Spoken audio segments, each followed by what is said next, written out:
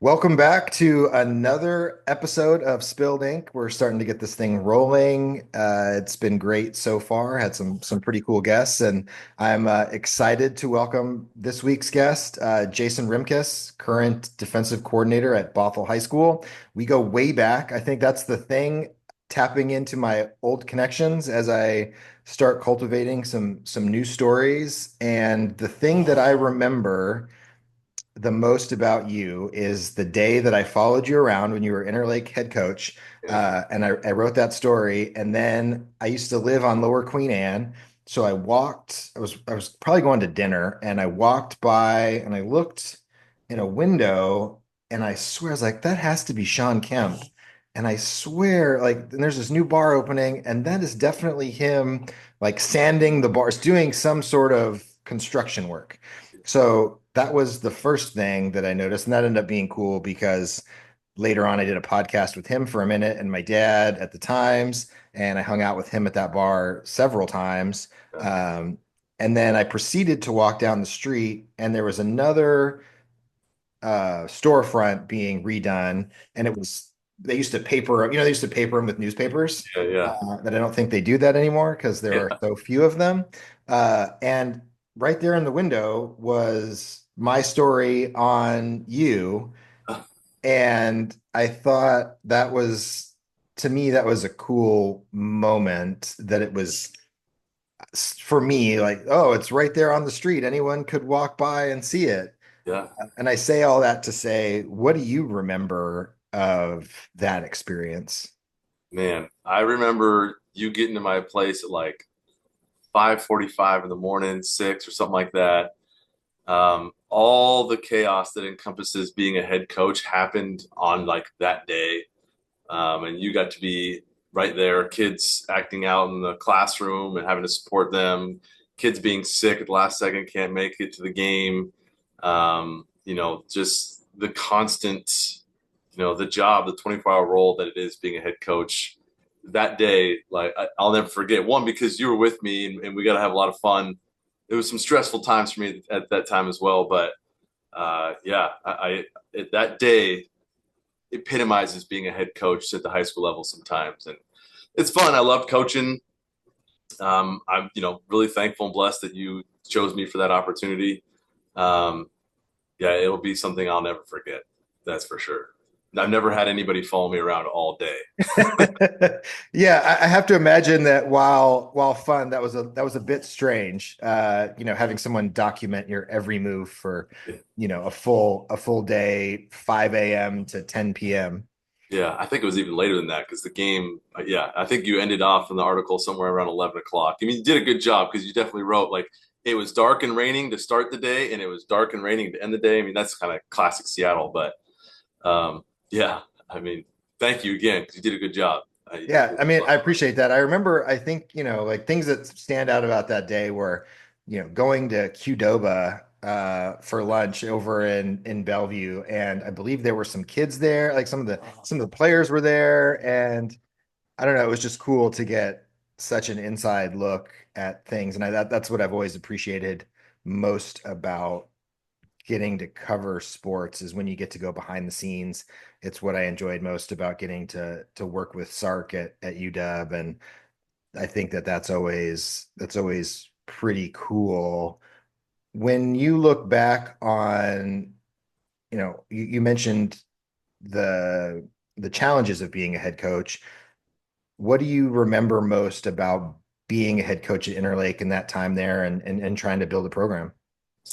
Um, I remember being 27 and thinking that I had like every answer in the book. Like I knew so much and realized that there's so many things about being in charge of anything, whether a head coach or whatever it is you're doing. I know that no one can prepare you for that. Like there's no book or experience until you're in that seat and just the random things, the emails, the interactions, the different pressures that either A, you apply to yourself, which is very much the case that I lived, or B, maybe some external factors that apply whatever pressure. But I mean, I'm forever grateful for that place and Art Kuhn for hiring me and Jeff Lowell and all the people that I worked for there. I learned a ton. I remember, it's funny. One of the captains from those days, I see him almost every day at my CrossFit gym. So he and I get Jacob Marks. He's a stud. We talk all the time and reminisce about different teammates and different situations. But the first year we won, I think, one game, right? We won one game. We were a 2A school in a 3A, 4A league, and we got a chance to play in a play-in game in the 2A league, and I forget which one of the South ones, and we just kept winning. And so I think we got to the quarterfinals, but our final record was like 4-8 or something like that. Like it was something wild. And I remember when Art came in the gym after our last game and was like, "Hey, we're going to the playoffs," and the kids were like, "Oh, like more football." I'm thinking like, guys, we're going to the playoffs, but they had just gone through the Bellevue, the Newports, the Bothells, like whoever, through their season, and they battled their tail off, and so they're thinking like more football. I'm thinking, guys, now we get to play people at our level and our scale, and it ended up being something I'll never forget. Did you, even back then, did you feel like you had the opportunity to, playing in that league, learn from all those guys that were coaching, Yeah, Butch, and obviously now you work for Tom. yeah, There was even Steve Valek. There's so many good coaches in that league. tons. So as a young guy, were you able to pick their brains at all, or did you just watch what they did? Yeah, Charlie Canoon, Tom Boehner, Butch Goncharov, for all the flack that Butch would get, like his programs were the most disciplined. I mean, then you add talent and it's like, holy cow. Mike Miller at Newport, like I could go on and on and on because I was a young guy, and because I believe they respected what we were trying to do. They were inclined to support us, help us. I'm 42 now, and that's something that I have tried to aspire to do in like our community, in our coaching world. I have no secrets. Like I love talking ball, supporting anybody, and through whatever lessons that I've learned.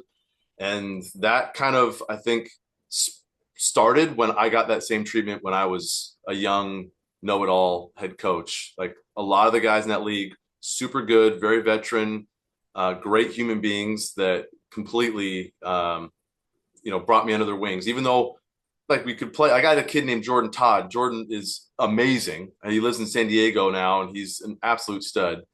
We just turned and handed the ball off to him. It wasn't like we did anything magical. He just was that fantastic. And so we're playing against these guys that we almost beat a couple of them. Mount Si was a great game because of kids like Jordan and Jacob. And even though there are competitors, that's the type of men they are. They're totally willing to support me and my growth as an opponent, which I think says a lot about those guys. That's interesting. You mentioned Jordan Todd. That guy was a stud. I remember watching him play and what he was able to do against some of those schools at a 2A school.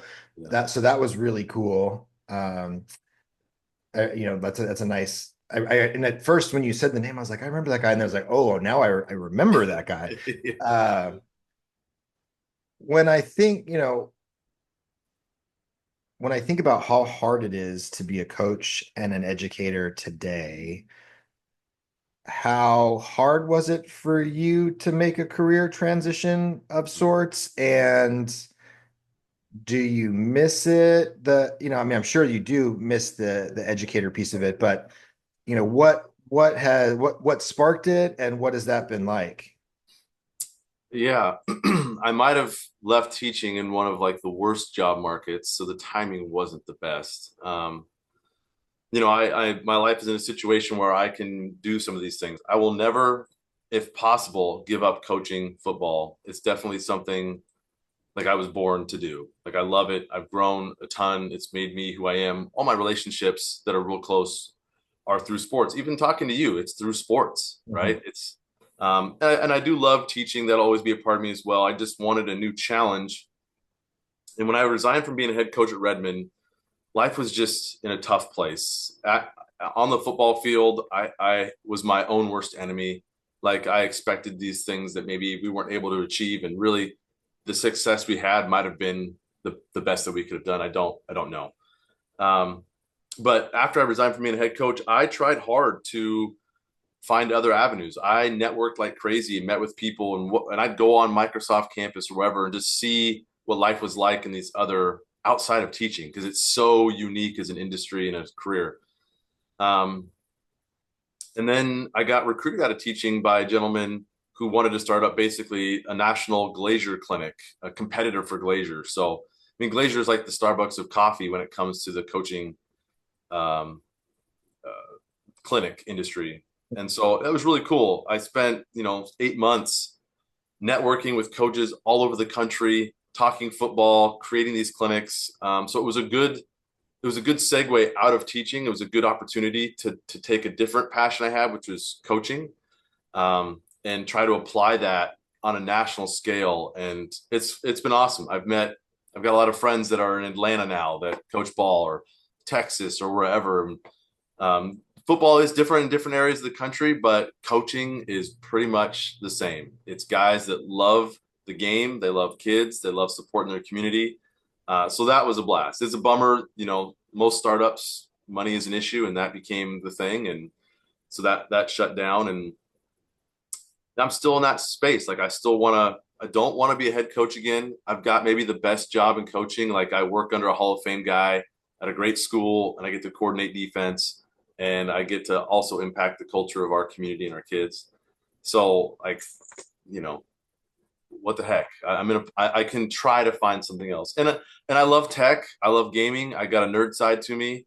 So I wanted to enter that space and see how I can impact it. Obviously not like a developer or engineer level, but like a biz dev or marketing or something like that. So I mean, it's been a journey of such as life, right? But coaching has been such a great balance. I was in a real tough place the last 6 months, and I would tell the kids too, like they don't understand like how much they can save even adults from a hard time in their life. And so showing up to practice, we would say it as coaches, like, hey, when you cross the line, you got to leave it all behind you.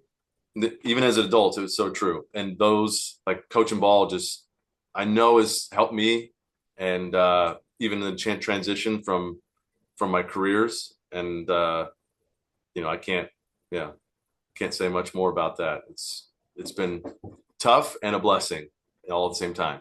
Do you think you'll go back to teaching, or, are you like really set on figuring out this new path?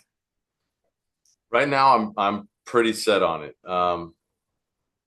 Like I don't know when I can say like, okay, I gave it a good shot. I gave it the college try. Like, I've got to do some consulting work for an ed tech company. I worked in a nonprofit kind of make a wish company. Most recently, I did a small contract for Rover. Like I just tried to piece together any roles I could to gain any experience, because what I have found outside of education is people like they respect and love teachers until it comes like you applying for a job there.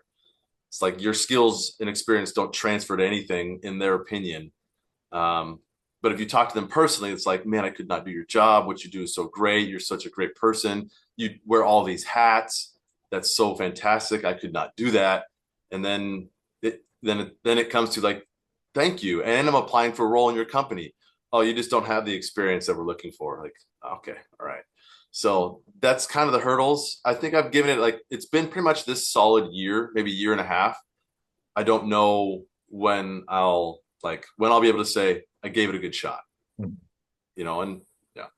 And I can relate to that, having, doing a lot of work in the business world. And I think it's the same for journalists, right? People say, oh man, you can do so many things and this is so valuable. And then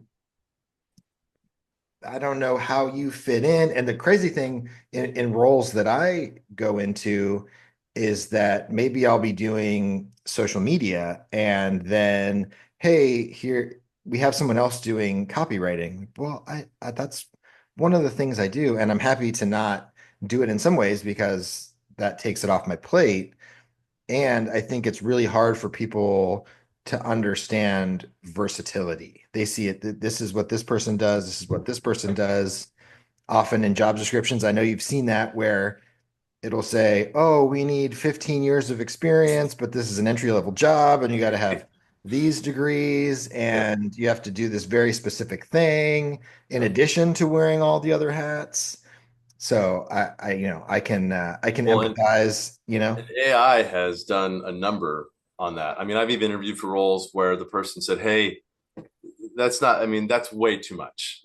Our whoever recruiter or staffing agent or whatever, they just went through AI and they put it all in AI, blasted it, and so you're kind of you're going up against job descriptions. It's like I should be running the company based on what you're putting down yeah. here. Yeah. Jeez. So and then like so much of life is your like who knows you and what is your reputation like what is your character and who you are and I think that I think I'm a good dude and I'm hoping that kind of carries me to whatever my next opportunity is but I'm finding that simply suggesting or saying that hey I've been in teaching and education for 14 years and these are all the hats that I wore and this is how it applies to these new roles that I'm looking for that's not so far that's not enough it's not enough so Yeah, it's really about finding the right person with the right vision, and that is challenging. And then when you find that, there's the question of how long does this last? And that's sort of when I started trying to figure out some of this other stuff, there's no job security anymore anywhere. yeah And so even even as I start spinning some of this up or doing other things, I'm always looking one or two steps down the road because I don't have any comfort that these things are going to last. And I don't want to end up with nothing. And that is, I think that's a sad reality about the job market right now.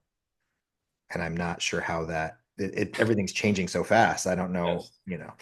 it's like the fallout of COVID. I mean, I could go back to teaching and be safe, right? I would have to do something egregious that I don't ever would never do to get fired. Um, and I would have benefits and I would have, but I would not have ever taken any risk. Like I would never have bet on myself in some ways. I did maybe as a head coach, but I want to do it differently in a like professional sense and see what everything else is like outside of education. And it's been like deep and cold waters sometimes, but like I can see the surface too.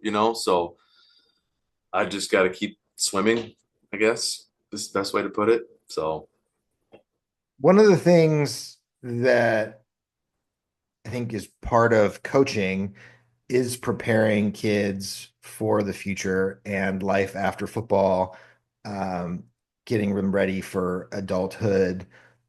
How have things changed in the way that you present that to your players?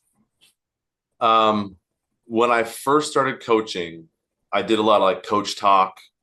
We see it on ESPN or whatever, media stuff, some fluffy things, feel goodery type of things, which I still try to incorporate. Now I am all like player empowerment. I put them at the focus. I try to be like I ask a kid every game day to speak to our defense. I don't speak to the defense, so I like to try to orchestrate and empower. And I also can be very direct with my thoughts, not in a demeaning or take you down way, but in a constructive, this is the reality way. Because I think kids get too much of the fluff, feel goodery. It's going to be okay. Billy, Sally, Johnny, like they get too much hand holding at times. Um, and I think they need to have some more like honest adult direct feedback that they in a safe space, which it's a game that they can learn how to navigate those things because they could be 18 and off to battle for us in our country and they're dealing with a whole different life than playing high school football at Bothell, right? So that's how I would, very different. Before I'm the people's coach and I want to be everybody's best friend and everybody needs to like me because I want to build this community. And now it's like, nope, I only care about our program, the kids I work with, and how I can best serve them. So, And that's such a, I mean, I grew up with coaches that were in, in some ways mean, mean Yeah. isn't the great, but they were hard. Hard. And, Yeah. but it was hard in a way that I'm not sure was beneficial Right. at all times. The, the screaming and the yelling. And I know that's part of coaching. And there is that, heat of the moment and passion. And I think the coaches that do it the best are able to balance that, to Yeah. be exacting and also loving on the kids at the same time, Yeah. because that's what life is like. Life is Yeah. hard. And also, I care about you. Yes. Like I have no problem telling a kid when I've been out of line. Like I think they, if anything, that is one of the best things a coach can do because we make mistakes. I might chew on a kid who made the right call, and afterwards I find out that I was wrong. Letting that kid know I made a mistake, you were right. Those types of conversations, because I want them to mirror that when they become whatever, husband, father, boss, or whatever. So Mhm. I spent a lot of my time like, what would Tom Boehner do? Or what would Pete Carroll do? Or what would, when Sark was here or before Sark, there was this whole push maybe 15 years ago with like enthusiasm. You had to have the juice all the time and you had to go. And I tried that. I think a lot of coaches did. And now I just am myself. Like I'm not gonna fake it just to fake it. When I was at Interlake, man, I was taking 5-hour energies and trying to run around and just get everyone to be as excited as I was every day. And now I just show up as myself. I'll even tell the linebacker group, like, gentlemen, I'm having a tough one. Today's a rough day. I'm going to coach my tail off, but I might need your help. And that's the truth. And maybe it's vulnerability, but it has helped me bond with my guys and our defense tremendously.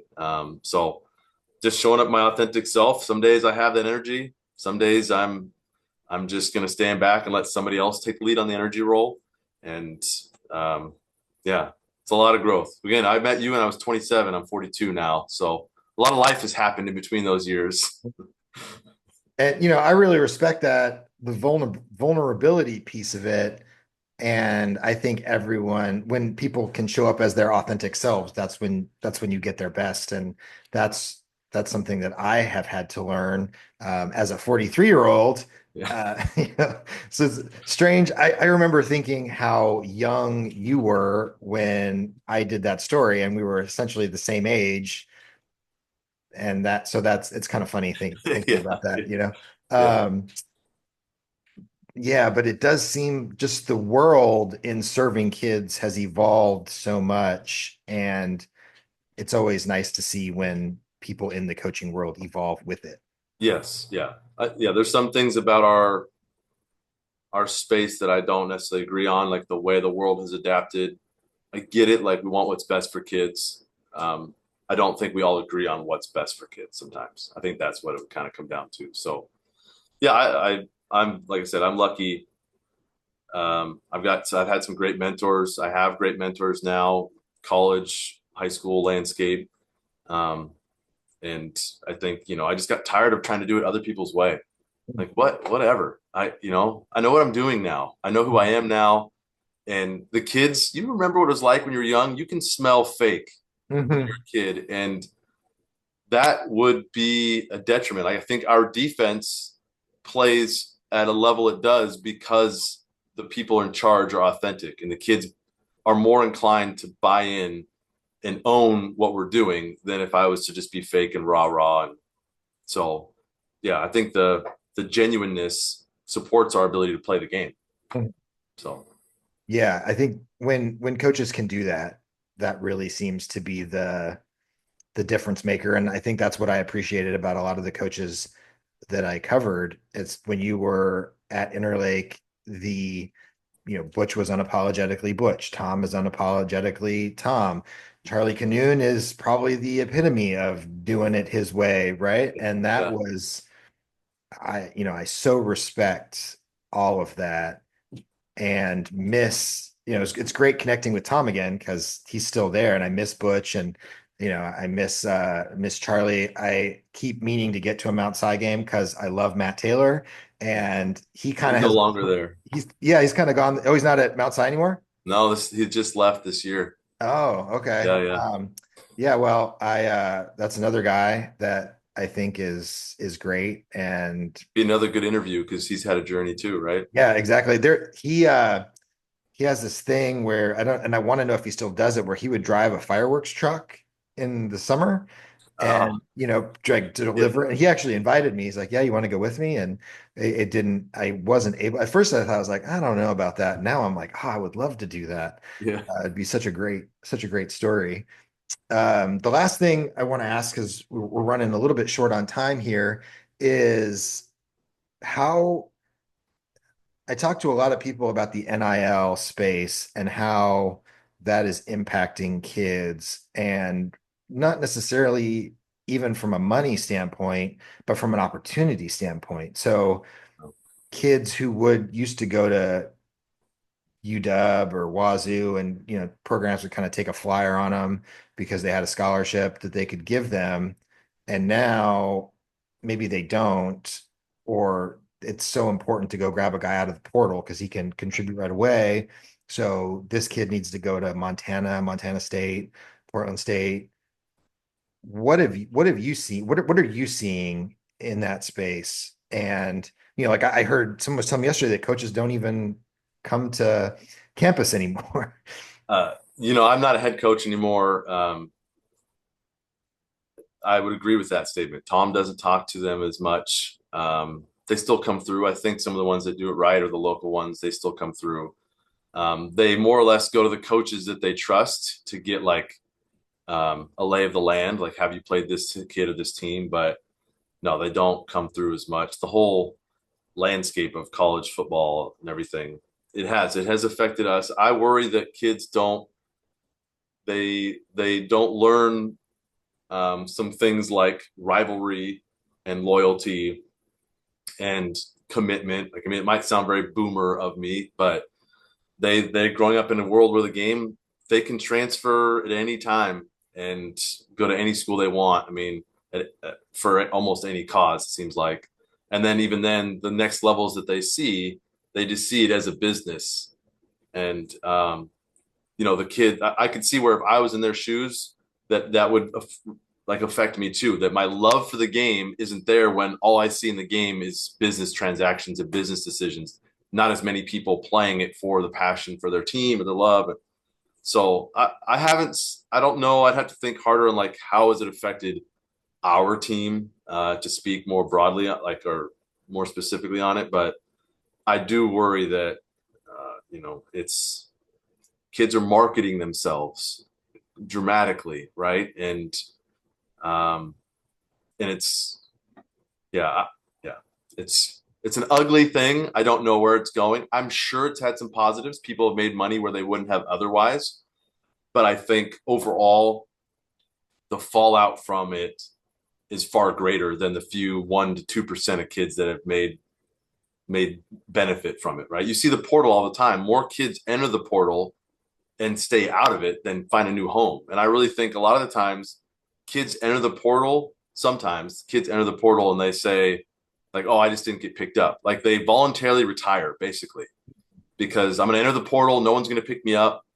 And then my career is over and I can blame somebody else or what, like that's a thing that happens that wouldn't happen otherwise, that kids would have stayed in college and they'd probably finish out their career and it might be a grind, but they'd learn more from it. We're short on time. This could be like a whole interview about. Exactly. Exactly. Well, yeah, and I'm always just I'm kind of trying to get a sense of the changing landscape so that I understand it better.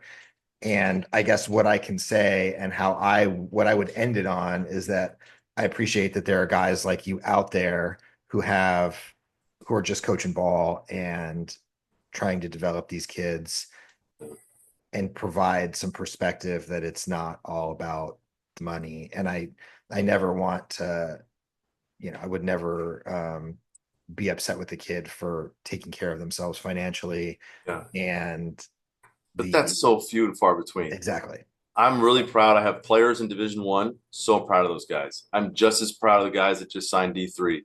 because they're playing ball and they're basically paying to play ball. You're going Division 3, like you don't. So those things they still happen, I should say. So I don't want to be too negative because, like I said, we have a couple guys that are going to Whitworth and got a kid at Michigan State and a kid at UW. Like it's awesome. Like Yeah, that's great. You yeah, know. yeah, exactly. And I think that's ultimately, I just want kids to have the opportunity and enjoy it for as long as they can Yeah. and go from there. Yeah. So, Dude, I'd well, love to do this again, man. yeah, absolutely. Let's keep in touch. If you have any kids that have good stories, send them my way.